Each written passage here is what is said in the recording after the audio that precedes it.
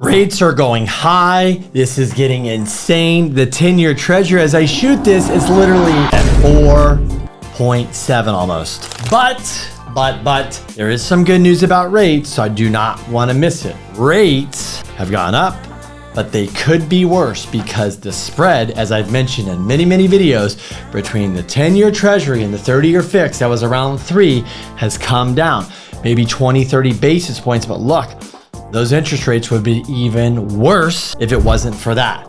We've got so much stuff to cover this week. We've got war, we've got inflation reports out of control, we got the Fed talking this week, we got housing stats, we just had a pretty good retail print, which is not good. Too much money printed, too much money being spent, and we just cannot figure out if the Feds are going to cut rates. Are they going to do it 3 times, 2 times, 0 times? We don't know. This is crazy times we're living in. But hey, I'm here to help you, to dissect it all, to go through it.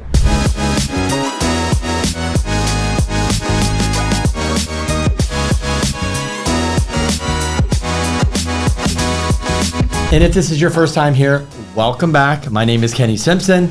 If you don't know me, if you do know me, let me tell you what I do. I focus on 1 to 4 unit financing.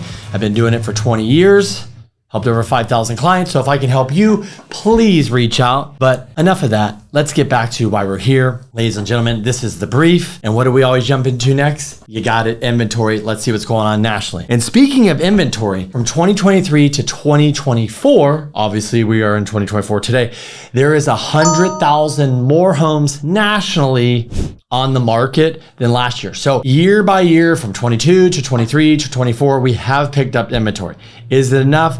I don't think so. It's just not enough to move the needle, because last week we were at nationally 512, 930. This week we're at 526, 462. That is weekly how many active listings are on the market. And so when I zoom out and I look at that, it sounds pretty good, right? But in a normal market, there would be 1 million, 2 million houses on the home. So it's not that great. But when I really shrink into a market where I'm at, like San Diego, and I really go micro and I look and I say, wait a minute, we have 519 new listings, which is up from last week. We have 441 listings sold. And then we have active listings. Did we break the 3,000 threshold? Did we this week? Can I get a drum roll? We are at, ladies and gentlemen, 3161. We finally broke through 3,000. And for those of you that are listening and saying, well, Kenny, where is San Diego usually? Give us a barometer. Usually, folks, San Diego is anywhere from 10 to 15,000 active listings on the market. 10,000 would be fall, winter. And then obviously 15,000 would be the peak of summer. So spring, summer, we should be cruising into 12 to 15,000. We are not even close. So here in San Diego, there's pockets that have like 0 inventory. So a house goes on the market, people are overbidding. It's crazy, bidding wars. Yes, it's happening. So where you live, if it's not, that does not mean it's not happening locally in a place near you, around you, because this market is crazy. So what else is going on this week? We got to talk about the rates. We just have to talk about the rates, because the rates last week, yes, don't get me wrong, inflation prints were coming lower. We're looking good, and last couple ones have gone up. PCE is in line with the Feds, but we're talking about CPI and PPI. They came in a little bit higher. When I say a little bit higher, they won at 3.3. It came in at 3.4, something like that. I don't have it in my head, but there's a huge overreaction. And why this overreaction was going on, Iran decided, hey, we're going to target Israel and send like a couple hundred missiles there. And that's what happened this week. And so a lot of turmoil. Then we wake up Monday, retail sales are better, the 10-year Treasury. And normally when you have a war before COVID, and why I say before COVID or pandemic, before we printed $10 trillion, yes, $10 trillion between all the stuff. That's not the cash out. That's not the credit card. That's not the HELOC. That's not the businesses that sold. Folks, there is so much money circling around in this economy, trillions and trillions, that never should have been there. And this is why inflation's out of control. That's just my opinion, but I think we all can agree that why else would there be all this? Who else created this money? Nobody really earned it. When the government just landed and put $10 trillion in, nobody earned it. They just gave it to the system. So, but the 10-year Treasury to talk is at 4.7. We were hovering around 4.2, 4.35. We were hopefully not passing 4.35, and then we went to 4.7. The good news about 4.7, and it is good news, is that I remember the spreads are there, but also The stock market does not like high treasury yields, so you're going to continue to see sell-off, and hopefully that will push our 10-year treasury back down because, man, we want to make sure the Fed is set up to cut its rates, hopefully here coming in summer, June, July, somewhere around there. But speaking of the Fed, we've got many Fed officials talking this week. Jerome Powell speaks, so we'll see what he has to say. It would be really nice, Mr. Powell, if you would confirm the rate cuts. If you would confirm saying, hey, I'm going to cut 2 or 3. It's going to be minimum of a quarter. This is what I'm going to do. I don't know if he'd actually tell us that news, but it would bring some lovely peace and calmness in our industry and a peace of mind so we know what the hell is going on out there. Because honestly, I don't think anybody knows anymore what's going on because we're all trying to predict, we're all trying to see, but the data is so weird. But we do know, guys, the consumer's not spending like they used to. We do know that some businesses are hurting over others. We do know the job market's definitely shaky, a lot more people getting let go. So we do, if that job market number goes from 3.8 unemployment to over 4, that would definitely spark the Feds to obviously probably move quicker to do a rate cut. So people losing jobs, hate to say it, is what really the Feds want to see. So what do we have going on this week? We had retail sales, manufacturing survey, Fed officials speak, home builder confidence, home housing starts, building permits, Powell speaks, existing home sales. A lot of stuff with home sales. How many got started, how many permits, how many sold. So we're going to get all that data. We do know that we will say real estate's in a recession. That's because we're just not having enough inventory, enough transactions to make everybody whole. On top of that, you got higher rates, you got affordability problems. And on top of that, you got this NAR lawsuit. So there's a lot of stuff going on out there. You know, it was a great long run with all this low rates and people making money. And then now we boom hit with this reality of higher rates. And, you know, we're all just going through it, folks. Whether you're buying, selling, sitting in a house, you're in the business. It's just tough right now being in the real estate business, but we're going to get through it and we got to keep pushing along. What else is going on this week? Well, Monday was tax day. So let me talk about taxes real quick because if you're a home buyer, you're going to refi, you're going to buy investment property, whatever you're going to do, let me tell you how the lenders feel about taxes, especially the underwriters. Number one, if you did not file your tax returns, it's okay. Yes, you can still get a loan. We are going to need to see that you did file an extension. And on that extension, if it says you owe money, most likely the lender will say, did you pay in that money? If not, no, they could say, then we're not going to give you a loan. Speaking of, if you filed and you owe money, so if you extend and you owe money, they might want you to pay. But if you filed and you owe money federally, you most likely are going to have to pay that before an underwriter approves your loan or funds your loan. So if you filed and you owe $20,000, $30,000, $100,000, whatever it is, and you go, oh, I'm not going to pay it, I'm going to pay it later, and it's most likely not going to work. Well, hey, Kenny, what if I don't have the money? Are there alternative solutions? Sure. Could we pay it through a refinance of a property? I would have to ask and get an exception from an underwriter. Great question. Oh, wait, you didn't ask. I just assumed you would ask that one. Number two, well, what other way if I can't do that? Could I borrow money from somebody? You'd probably have to ask that to an underwriter. But one of the most common things people do is if they cannot pay it, they just don't have the money, they would call the IRS, they would work something out. It's called a payment plan. But unfortunately, payment plans don't take 2 weeks to get done. They could take months. So if you're going to go that route, make sure you start early before you buy a refi because you could get stuck waiting on that to happen and it could take months. But remember, if you're going to file and you owe, you got to pay to play. And that's what we're going to look for.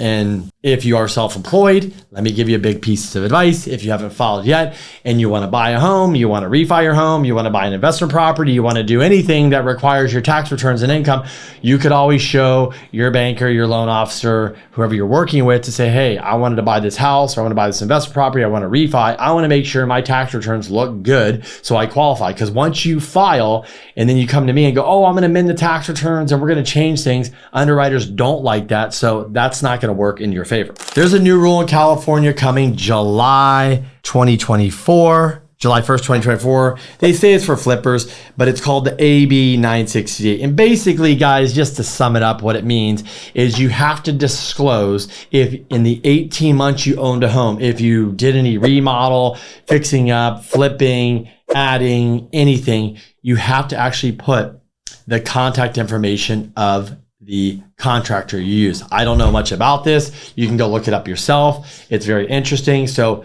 we're just getting in a place where we want more and more transparency in these transactions. They want to know who did the work. Were they licensed? Were they not licensed? Look, you could be a homeowner and you did owner builder and you don't have to have a licensed contractor. You can have a handyman or subs, whatever. So they don't have to be a contractor, just so you know. I don't know the logistics about this, but it's something that we need to pay attention to. It's coming up July 1st. I'm sure we'll hear more about it, whether it's good, bad, or other. It is going to be required to put that information on your listing on the offer when you buy a home. What is going on outside that's trending? Some topics in real estate that we want to get into that I thought would be interesting to go over. Did you guys see this? Wow. I'm not sure if this is aggressive, this is an overreach, but there is a Vietnam property tycoon owner sentenced to death over a $27 billion fraud case, which is insane. But basically, she defrauded banks, government, investors, the whole thing, stole money, whatever she did. She's going not to jail. She's going to get the death penalty. That's how they do it in Vietnam. This is an extreme case with an extreme penalty. But I was going to ask you guys, do you think people that embezzle, steal, do this kind of stuff with this magnitude of money here in the US, $1 billion, $2 billion, $5 billion, whatever it is, do you think they should spend the rest of their life in jail? Like FTX, he got 25 years. Do you think he should be sentenced to death? I'd like to see what your comments are below, because I'd be fascinated to see what you guys think, because this is a crazy story. But look, this lady probably screwed up a lot of banks, a lot of people, and lost a lot of people's money, and they're probably in really, really bad situations because of her. Have you guys heard of squatters? Have you literally heard that squatters come into homes in all these states, and there's people talking about the internet and how to go squat in properties? There's people that came across our borders that are going into vacant homes, listed homes, squatting in there and taking residency. And so people are starting to get fed up all over. I know we deal with it here in California. It is ridiculous that people can go. I know people that literally went into and squatted in people's house here homeless, and they stayed in the home. It took them 1 year because of COVID, 2 years to evict people. How is this friggin' right? How can we actually, what? There's a lady, I believe in one state, that went to squatters and kicked them out and used force, and she went to jail, but the person that broke into her house and been living there didn't go to jail. Do we have things backwards? What is going on? So anyways, I think this is crazy. Real estate mogul Sean Beakey, fears that desperate homeowners might take matters into their own hands due to perceived lawlessness. Exactly. That's what happened to this lady. There are legal challenges depending on where you live, impact on home ownership. This guy, this real estate agent basically is pointing out the fact that, hey, we need to do something. This is ridiculous. The government needs to get involved. We need to have stricter rules. He's in Florida, and you've heard the recent Florida governor DeSantis basically say, I don't know the rule, but basically if you're a squatter, your ass is getting out, which is great. Gavin Newsom, did you hear that? Squatters, let's get them out. Come on, Gavin, let's go, Gavin. Let's get them out here. I think we need to do this. Us landlords that work really hard to earn the money to buy this property, and somebody can come in here and just basically squat and live, and we allow it. That's not right. I don't care who, right, left, middle, front, back, whatever you are. Nobody wants this. Nobody likes it. It's a bunch of BS. We need to pass some laws. So thank you to this guy for taking matters in his own hands and starting to make a rant about it. But this is starting to go around, starting to make airwaves and starting to change things. Your grandma, your grandpa, your aunt, uncle, your mom, your dad, guess what, folks? They ain't leaving their home. Let me tell you the percentage that say they're staying probably till they kick the can. Hate to say it. A Redfin survey indicates that 78% of older Americans age 60 plus plan to stay in their current home as they age, while about 19% of baby boomers consider moving to age-specific communities. I did this data over drama thing, and basically I put in there that when you get past 50 and 60, you only move once. So I try to tell everybody everybody's living longer and people are going to move. This is just going to kill inventory. People are not going to sell. Let's go over the reasons. 35% of houses are free and clear. Most of these people have debt. They're locked in on probably 2.5% rates because they have good credit, 3%. They bought so long ago. Their tax bases, whatever it is, they ain't going nowhere, folks. They're not trading up. The only thing they're going to do is 19%. They're going to go to some old folks' homes, some retirement homes, something. So this is going to kill inventory for sure. And last but not least, I wanted to go over good old Jamie Dimon is in the news this week. He's always out there. Some of them say he's the best CEO on the planet. I don't know him personally. Obviously, he's running Chase, biggest bank, I think,